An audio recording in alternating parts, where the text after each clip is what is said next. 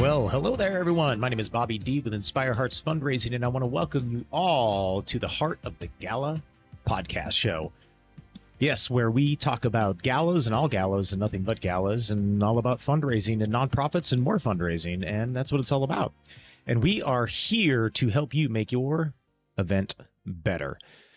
So in today's episode, we're going to be talking about how do you hire your fundraiser? How do you hire your auctioneer? How do you hire the person that holds the microphone and represents you on stage, all while helping you to create and design your very, very special event in which your donors are going to be feeling and loving and experiencing and tasting and being within, in which that experience then ties with your brand, and they will carry that experience for the rest of their lives, good or bad. And I'm sure that many of you have been to events, probably where there have been auctioneers, whether there have been free auctioneers or paid auctioneers or commercial auctioneers or very amateur funny uncles or board members that saw it on YouTube once and were like, hey, I could totally do that.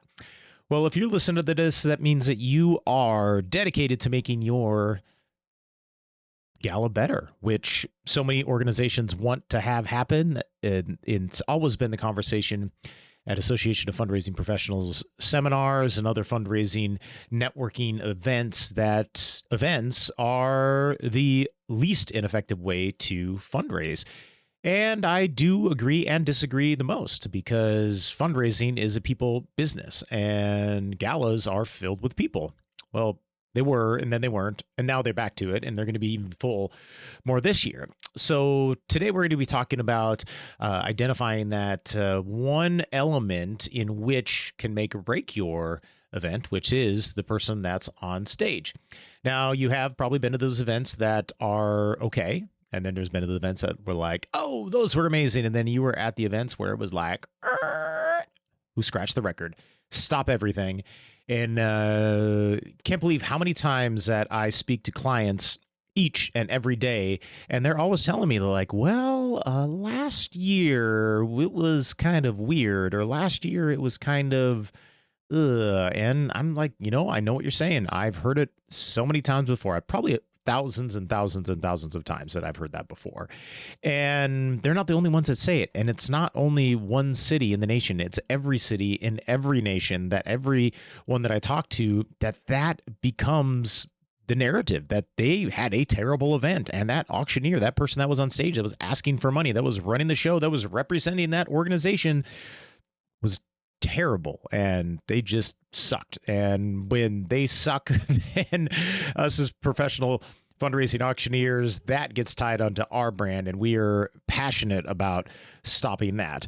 Well, at that conversation here today, that our gala chair, who sees a lot of potential within their event, really wants to make it better and wants to make it not suck anymore. And that was a big thing that they talked about. And they were talking about how there was many problems with many things that were going on, and the funny uncle or friend that decided to pop up on stage was too long, was not funny, was inappropriate at times. And I'm really sorry to hear that. So I really want to help this organization. I want to find them and partner with them to help identify that right person that's going to stand on their stage and help raise money, because they are in danger of losing their additional teachers. And COVID ate tons of money out of their bank account, and now it is time to refill it.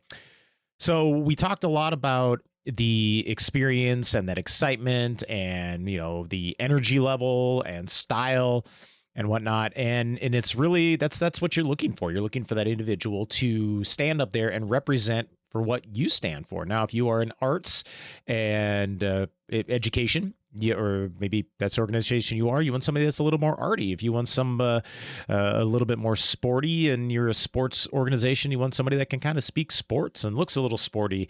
If you are a women's empowerment organization, maybe you want a woman. Maybe if you are a prostate cancer foundation, you maybe want a man. So it's all very, very different in which that you can find an auctioneer. There's many flavors of the rainbow. And again, we talked about the funny uncle, and I'm not giving him any more time. Funny uncle, funny board member. If you're out there and you're doing this for free, you're doing a disservice. You are costing the organizations that you love so much in headaches and donor relationships that went sour and lost dollars. And I hear it again all the time over and over that they save so much money because they didn't hire an auctioneer. And I'm like, yeah, but how many dollars did you leave on the table? And if you are the funny uncle or the board member, we don't come to your job and say, oh, you know what? I saw that on YouTube one time. I think I'm going to do that. You don't need to pay that person because I'll do it for free. Well, you wouldn't like that, but you get paid for what you do and the expertise that you have and the education that you have and all of that. And your time and your skill is valuable. Just like for you that are watching this, development directors, CEOs, executive directors, you are all valuable within the positions that you're at. And you got there because you have the experience to know what to do, know what to say, and create results within your position. Well, and that's what professionals do. We want to help you create results. So we're going to take the funny uncle and we're going to go, bye, buddy. Insert pushing somebody off cliff clip right there. And so then the next grade up from that is someone that is a professional auctioneer, but maybe isn't a professional fundraising auctioneer. Sometimes there's auctioneers that are out there in the commercial world in which are selling estates. Sometimes they're selling automobiles. Sometimes they're selling real estate. Sometimes they're selling heavy equipment. Sometimes they're selling cattle. And they are professional auctioneers. And whether they're a contract auctioneer or they own their own auction house, many times they will provide their service for free, or maybe they'll provide their service at a limited fee or a reduced fee in which they show up to your event. And sometimes, depending on who, I don't know who, will consult with you a little bit. They'll consult with you a lot, but they're mainly there to talk real fast, do the bid call, and then get out. And sometimes they get a free meal. Sometimes they get free drinks, which we never drink when we're on stage before and rarely after, so that we don't have to worry about that. But that is that professional commercial auctioneer. Yes, they know how to sell commercially, and just like doctors or teachers or anyone out there that specializes in something, each one of these auctioneers specializes within their own category and their own kind of class of assets that they work within, and they're experts in that. And if you have any one of those assets, I definitely want you to reach out to them and talk to them.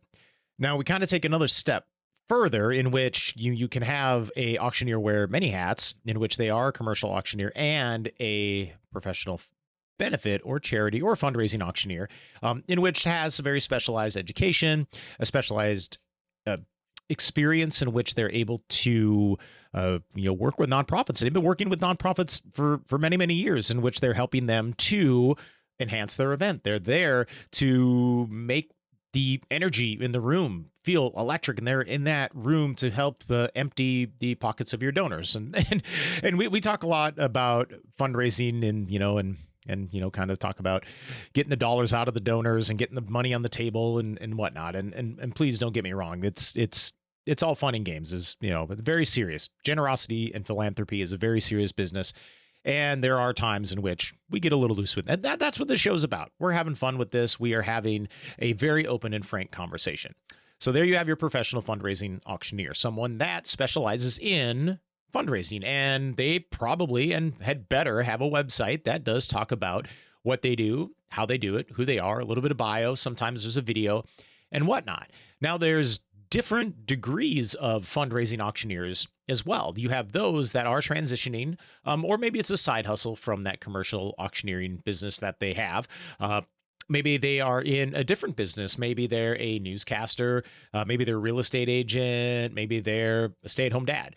And that's their, again, side hustle. But they help a lot with that. And they have, again, that specialized education. So you have those. And then you have those that are 100% fundraising professionals, in which they eat, sleep, and breathe by fundraising galas, just like yours. And that's what I do. That's what we do. That's what me and my wife do. We are the consummate professionals within that. So then there are those professionals that's their chosen path in life, in which, again, they have even more advanced education in fundraising, in events, in galas, and in different things, to help accentuate that and consult with you on the best level. And then they have, again, stage time experience. They have hours and hours and hours behind a microphone. I'm on my probably 11,000 hour behind the microphone. I did get many of those hours on the auto auction block. But we're getting the hours on the fundraising and here on the Heart of the Gala podcast. It's those professionals that really, really are out there elevating the game and really making some amazing things happen in which many times you, the development directors, executive directors, CEOs, chairs, volunteers, you are able to see your event, in which what last year was not good, to where now it has absolutely been amazing. I mean, it's our goal here at Inspire Hearts to help you and your team and your event be the best as it could ever be. Now, we're there to help you either and raise as much money as we can. We're there to help your donors have as greatest experience as we can, and as well as for you and your team and the planning and the execution of the production process to let that be as stressful and headache free as possible, and have a bit of fun in the process. Because I mean, you can't spell fundraising without FUN, and that's really what it's all about.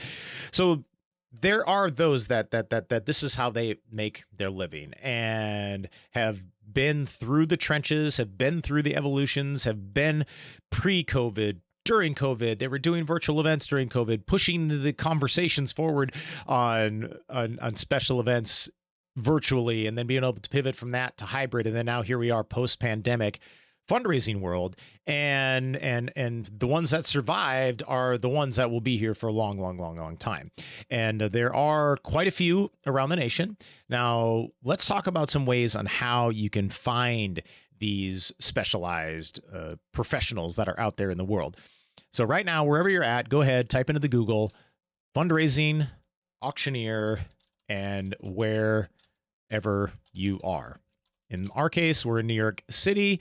So we're going to go NYC, and we're going to hit enter, and we're going to see who that we have right there within fundraising. Oh, look at that. Inspire Hearts fundraising. SEO's working right on. And you just look at some other ones. There's our friends, Hunt Auctioneers, Lucas Hunt, great auctioneer. There's the Bash, top auctioneers to hire in New York City.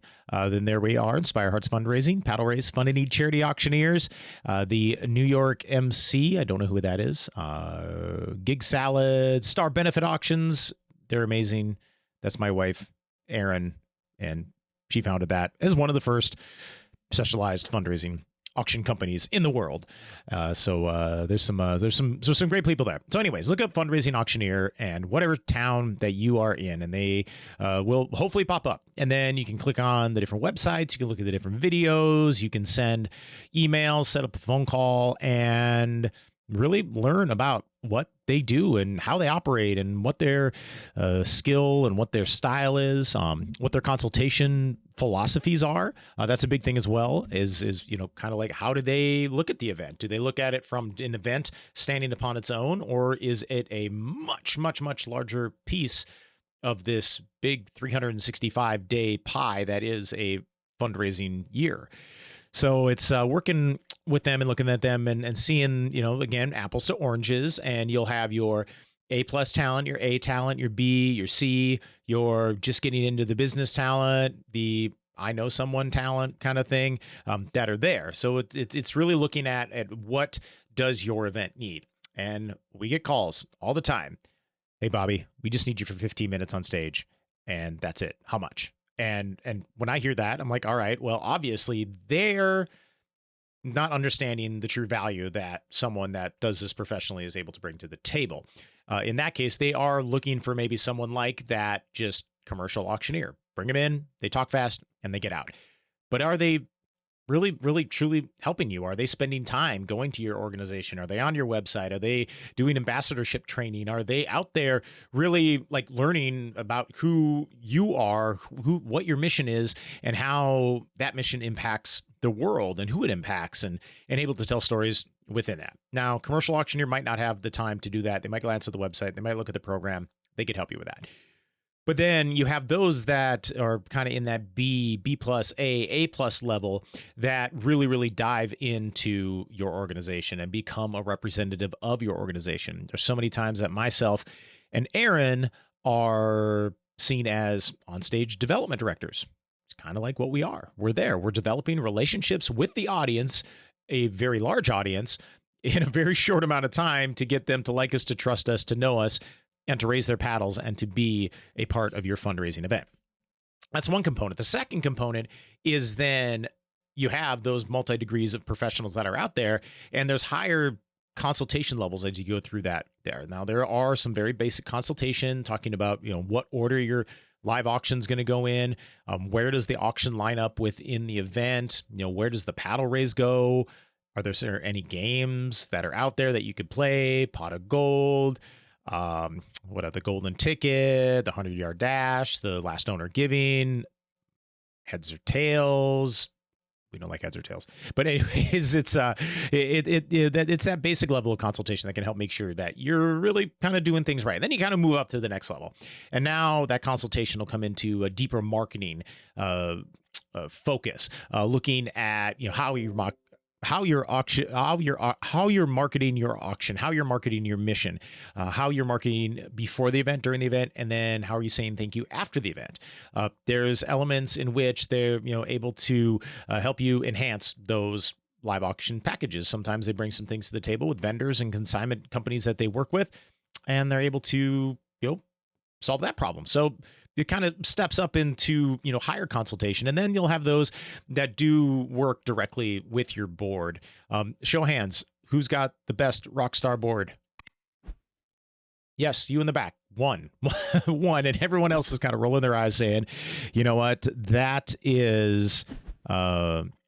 That's something we need some help on, and we have to figure out how to engage and activate our board members. That's another level of consultation that we can help you with. There's so many strategies that do come from the into and out of the paddle race, and that's where we as Inspire Hearts are seeing the biggest and fastest fundraising dollars being raised in regards of energy, time from your team, time from your audience, and then time from us to, effectively raise money as possible. So there's so many different elements in which your professional fundraising auctioneer can be consulting with you on. Sometimes that auctioneer will bring a team. We always bring a scribe, which is a fundraising scribe, someone that keeps track of the fundraising.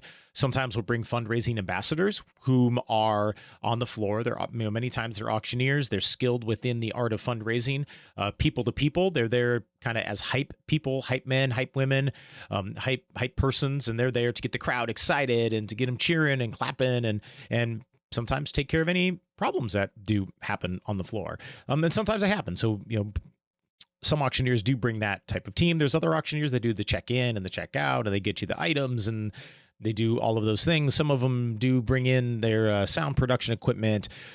Sometimes they have their own band. Sometimes all they bring in is a microphone, and many times that happens. But it's some of these other services that they do provide, and that is another one. Personnel, who they bring, and then, like I said, I talked about what are the ideas that they're able to bring to the table. Are they able to bring in additional revenue generators? Are they coming in with leading strategies in regards to the live auction and the fund a need paddle raise? Are they bringing in actual physical items? Sometimes groups will need some sponsorship, and there's some auctioneers who do have sponsors that work with them, in which they bring the sponsor to the table for the nonprofit to help underwrite their investment.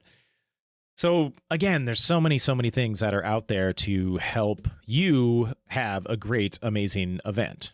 You have the auctioneers with many different services, many consultations, many different people and whatnot. Now, there are some very important questions to ask, in which that you probably should ask your auctioneers in which you're interviewing, and please do interview them. Schedule a Zoom, get on there, see them face to face, and really get to know them and understand their style, their consultation level, their energy, and whatnot. You feel good with them, then it's like, okay, well, let's keep the conversation going. And there's some questions and some kind of check marks. I'll actually put this into a PDF in which you can download it. But this is the checklist for hiring your fundraiser / auctioneer for your next gala. So the first checkpoint right there is alignment of values. Now, alignment of values is such an important thing, especially for me, in which the organizations that I represent need to align with my own values, and the values of the organization want mine to align with theirs, in which I'm representing them very well. And there are times where I get calls from organizations and I'm like, yeah, that's not me. That's not something I can speak truthfully and honestly and genuinely from. There's some organizations that are absolute perfect fits for me, in which I'm like, yes, I want to do this event, and I think we'll be absolutely awesome within that because I speak your language. I'm a father. I'm a sportsman. I'm an outdoorsman. I have kids that are in school. Working with schools is a great thing. Anything, animal lover as well too. Cats, dogs, all of the wonderful animals in the world. That I can speak for organizations like that and help to inspire their donors and get them to give more money. So looking at that alignment of values, what is their history of events? How long have they been doing events?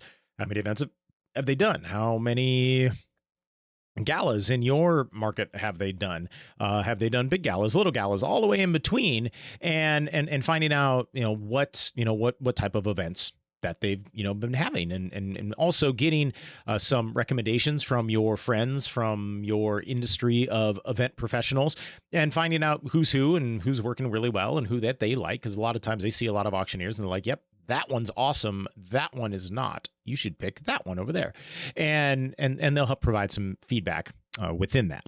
And then from that, you definitely also want an auctioneer who listens. And there's been many times, especially in the last year, that we've heard of some auctioneer abuse. Not abusing of the auctioneers, but some abuse coming from auctioneers to clients, in which they're like, yeah, it's either my way or the highway. And I'm like, I don't know about that. In which the client does feel kind of abused within the relationship. They're like, wait a minute, this is our event. This is not your event. This is our event. This is my event. This is your event planner and development director. So having someone that does listen to you, that listens to your goals, that listens to your strategic goal throughout the year, what you're trying to accomplish there. Are you trying to raise as much money as possible? Are you trying to feature and showcase particular sponsors within that? Is there any major donors that you're trying to showcase there? Are you really trying to do a big storytelling, more of a fundraiser than a fundraiser? So it's talking with them and making sure that they listen to really what you want. If you're feeling steamrolled into this, that you have to work with them or you're going to fail, yeah, that might not be the right auctioneer or fundraiser for you.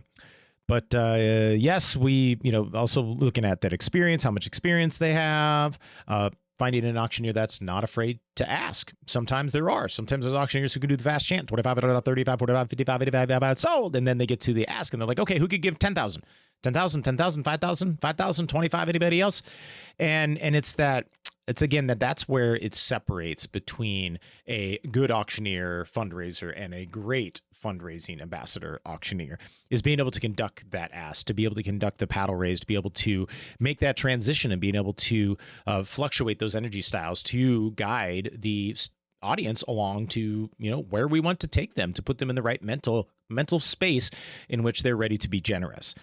Looking for someone that understands time measurements, because many times, I just heard this last night, that someone was at an event and the auctioneer was with the celebrity and the auctioneer were going on and on and on and on and on and on and on. It took over an hour to do the auction, like 5 items. And that took the spotlight off of the organization and then put it onto these two that were on stage that probably were doing a really good job and just were unaware of the time that has taken. So finding someone that really understands, how much time an auction should take, knowing when it's, running too long, and being able to then move into the next item or to move along and keep that momentum and that pacing up within that. Being mindful of the event and the entire big picture within your strategic plan. Again, there are more goals for galas than just raising gigantic amounts of money, and they're there to listen to you. They see that big picture there. There's been times I've skipped live auction items because we have a much bigger thing, much bigger program than just that very, very small auction that's in there that only raises, maybe 1, 2, 5% of the entire fundraising effort around that gala. So having someone that understands that, sees the big picture, sees how that fits within your strategic fundraising plan. And then also flexibility, somebody that's willing to work with you. Again, nothing worse than having that steamroller just come over. You have to do it this way. And if you don't do it this way, it's my way or the highway. And again, I've heard it too much last year, and finding someone that's willing to be moldable with you. This is not my event. This is your event. This is me coming in as a guide to help you have a better event and for you to ask, recommendations and advice from me, the expert, or other experts that are out there, and saying this is what we want and this is the way we want to go. And there might be reasons that you want to do the live auction at the very end of the night, which you shouldn't. There might be really good reasons, and in which, we can listen to those and we can cost benefit analysis that, and we can figure out if that is the right placement. And if together within that, deciding that that's the right placement, then that's the right placement. And there might be other things that are tied within that. Aptitude, engagement, capabilities. I mean, are they a true bid calling auctioneer that can, do the sing song? 25 at a dime, 35 and 45, 55 at a bid 65, 75, 85 at a bid 95 at a bid 100, where and it's going to be sold right there. Then you might have someone that's more of a mid English style, 25,000, 25,000, 25,000, 25,000 to the back. Now 30,000. 30,000. Anybody else? 30,000, in which, you have that style as well. And there are some auctions that are very appropriate. That's very, that's the type of auctioneer that you need. And there are some galas that don't even need auctioneers. What?